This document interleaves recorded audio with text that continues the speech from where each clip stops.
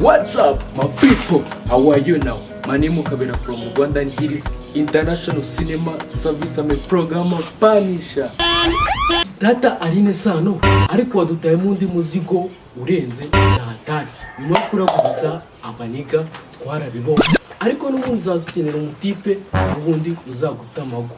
Ariko byo mwe tubyihore. Ubundi ni cyo kintu ukunda ingene. Iyo nkoni intera peti. Inkoni ya hehese cyangwa ni inkoni yo mu ishyamba ushatse kuvuga. Ariko mbitekerejeho neza wasanga ari ya nkoni abantu bagendana. Ibyo bintu n'ubundi byihorere si ibyanjye.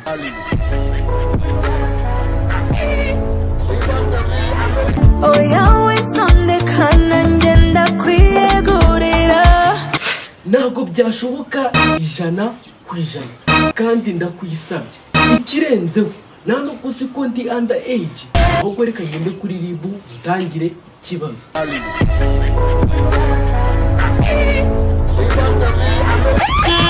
None se arine sano nuko ndi under age nanjye ndabikunda.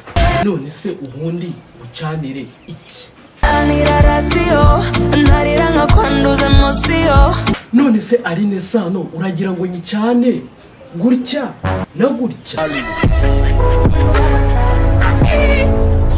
I like it that way. Nanjye n'ubwa mbere ngiye gukora amabara, ariko Minisiteri y'Ubuzima iravuga ngo nimba kwirinda byanze ariko dukoreshe agakingirizo. Genza gakenge ndacyahari. Ntabwo byashoboka kuko umurego wamaze kuba umurego, ahubwo reka ngende mwazanye.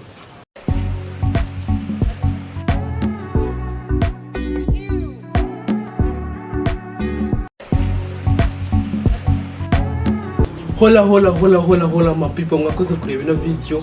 Iyi video challenge banza cyane bita Radiyo ya Arine Sano. Mugene muse kuri platform ziwe mutwikire muto muga kuri KABERA series. Ikintu cya mbere like, comment, share, byose birakenewe kandi gazi ikintu tebagirwa. Remember subscribe mukandi sabo muturemere buri kantu kose kagezeho. Challenge za mbere kuri KABERA series. So guys, rero challenge nziza cyane zimutwika turi kumwe cyane.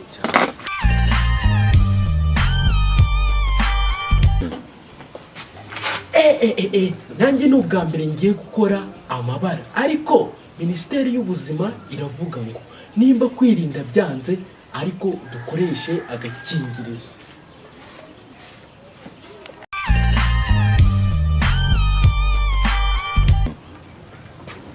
None se arine sano uragira ngo nyicane gutya na gutya?